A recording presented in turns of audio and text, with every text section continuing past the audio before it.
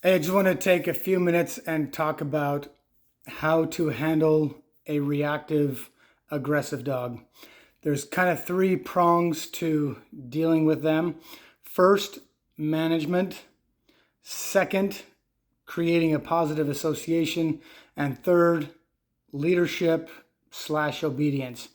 So for management, using a crate, leash, muzzle, whatever kind of barrier you need to keep the dog out of those situations that they're going to be reactive in. There are dogs that we do enough confidence building, we do enough obedience, leadership, and a lot of those fear aggressive dogs, you're going to see that almost completely go away and sometimes absolutely go away. And then there's dogs that, for whatever reason, genetically, they it's not fear aggression, they just are aggressive. Maybe they're a much more dominant dog. They've gotten their way for a really long time, so they tend to want to fight in certain situations when they don't get their way, or resource guarding, they think dogs are going to take what they have, whatever is the underlying issues. Some dogs, that is going to always be with them, and so we have to manage them. We can't let them have the opportunity to be aggressive. Using a muzzle is a fantastic way to manage this situation. So a muzzle and a leash. In Europe, there are cities that have ordinances that if your dog leaves the property, your personal property, they must be leashed and muzzled. So they're very comfortable with seeing dogs in muzzles because everybody's doing it. Over here, we see a dog in a muzzle, we think it's Hannibal Lecter, and everybody's like, why are you bringing this dog out in public? Why, and there's this huge negativity associated with it. But a couple of things that this does. One, it prevents your dog from having any problems because it's safe. It can't hurt anyone. It can't hurt any other dogs. This also gives you the chance to build up your confidence that, one, I can handle this dog. Two, the dog is going to be just fine. Like, I'm doing the obedience, I'm working with them, I'm making sure that they're listening, and I'm creating positive association to all these things that are going on. And I'm becoming more confident, more relaxed, so that if I'm becoming nervous or anxious, that your dog can smell that. They smell the cortisol released in your body, the hormones, and they think, oh no, mom or dad is scared. I need to attack or bark at whatever's the closest thing to me. So that prevents you from, or helps you to be more relaxed so that you are not making this dog worse. But we just want to manage them. Like, if you can't trust them, they need to be in a crate or on a leash.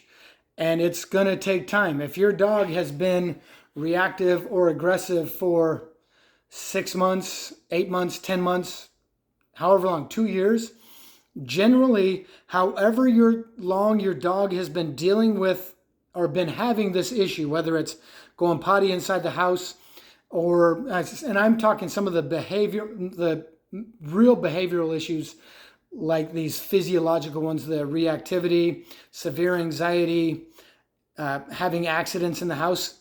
However long they've been having these issues, it's going to take generally that much time to manage them so that they overcome those issues.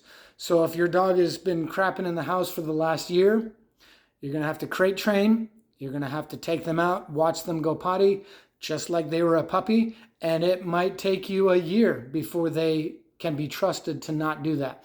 Same thing with reactivity and aggression. So don't let them have the opportunity to be aggressive.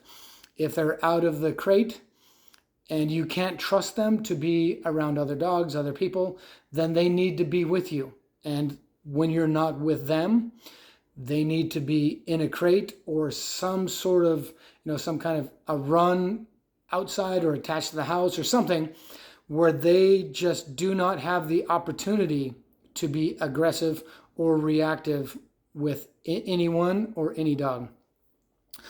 So the second part is positive association. So when they go up to other dogs, and we do this when they're training with us, we're going to go have them work around other dogs. They're going to get lots of food, lots of treats, lots of praise, lots of affection, so that they have these great experiences. So they're like, oh, no big deal. I can go work around dogs. I'm going to get rewarded. I'm going to have fun. It's no big deal. We want all of our dogs to be socialized, not social. So I want my dogs to be able to go work around other dogs and not be reactive, not be aggressive, but never meet other dogs. I don't want them to meet other dogs. I don't want other dogs to come up to them. I want the dog to pay attention to me and to focus on me and to ignore all the other dogs. So never let a dog come up and meet your dog. And with exceptions, if it's someone that you know, that you're good friends with, that there's going to be an ongoing relationship, then take the time to introduce them correctly by taking time. Small steps. Go for walks and don't let the dogs meet. Have them stay 10 feet apart. But you are creating this positive association with this other dog. Once they are really totally neutral to this other dog, then you can go ahead and have them meet. But you want to watch for hackles. If they're becoming fixated, tail between their legs, panting, licking their lips, any of these behaviors that are going to show some anxiety, then separate them. It's too soon. They're not ready, and they may not ever be ready. Some dogs that are aggressive and reactive with other dogs, maybe they don't ever meet other dogs, and that might be their life. That's just the way the dog is. And part of that is when we do the obedience, so the last part is obedience, when we're asking our dog to be obedient, it's a contract, because I'm telling them I'm the leader, so I'm going to protect you. I'm not going to let any people or any dogs come up to you. If they do come up, I'm going to put the dog behind me, and I'm going to deal with the person, the dog, whatever I have to do, so that the dog knows, okay, they're safe with me. I'm not going to let anything happen to them. I'm going to protect them. Then they're going to be much more confident and relaxed when they're with you, because they trust you. So they're going to be much more likely to listen, and you're going to see them become much more confident and relaxed.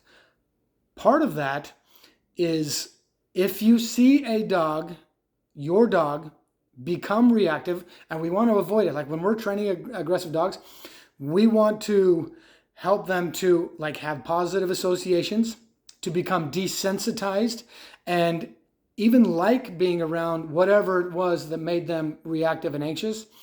But if we do see aggression or reactivity, it has to be corrected. If I see my kids walk in the house with meth and they're going to go smoke meth in the house, if I don't say anything, my silence is consent. So I have to say something. I have to tell them that's not okay. You're not doing that. When my dog is aggressive, when they react aggressively, I have to correct it. I cannot let them get away with it. If what happens a lot of times is you have a dog that's barking and growling and snarling and it's pulling on the leash, and the person is holding the leash, which that is creating frustration and getting the dog even more wound up, and you're behind the dog, and the dog thinks, oh, I'm protecting them. They're hiding behind me because they need me to protect them. And when you're yelling at the dog, they're thinking, yeah, good job. Yell louder. Let's yell at these people, these dogs, whatever it is. And the dog is so wound up that the dog absolutely thinks it's doing the right thing. It's protecting its family. This is what its DNA has, for millions of years, has, generations upon generations have protected their pack, their family, their homes. And so this dog, deep down in its bones, believes it's doing what it's supposed to be doing. And it's getting a huge reward. This is an adrenaline rush. The only way to stop this is you have to interrupt that cycle. You have to correct the dog. Walk away from this situation. Let them know that that's not okay, that you're the one in charge in a leadership, hierarchical, whatever you say that, system, the one that's in charge, decides when you fight and when you don't fight. And when you correct the dog, you're telling them, hey, I'm in charge.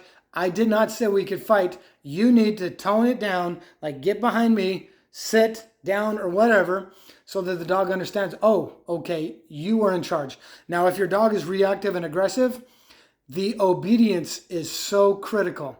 You cannot let them get away with anything. With your kids, with other people, you might choose your battles. With an aggressive dog, you cannot choose your battles. Everything is a battle. If your dog gets off the bed and it's not supposed to, and you don't say anything, that makes the dog think, oh, they're weak. I was supposed to stay on the bed. They did not enforce this, so I'm in charge. So then when something big happens and they're going to go be reactive and aggressive because they think, oh, this is a weak leader, I need to step up and take charge, and they're not going to stop me. If the dog believes that you are going to follow through with the things that you ask, they're going to stop challenging you on everything. And this takes time and consistency. So you have to manage the dog. You have to use those barriers, the leashes, the whatever it is, the crates, to not let them have the opportunity to become so wound up and aggressive. And then 2, you want to create positive association with food, praise, and affection. And finally, you need to step up and be the leader and follow through with everything you ask that dog to do.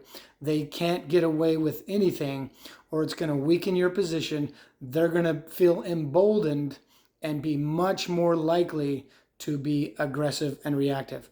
And of course, finally, if you see aggression, you have to correct it. You have to stop it. You have to interrupt that cycle and remove them from that situation. Hope this helps. Hit me up if anybody has any questions, and I can go more into it. Thank you.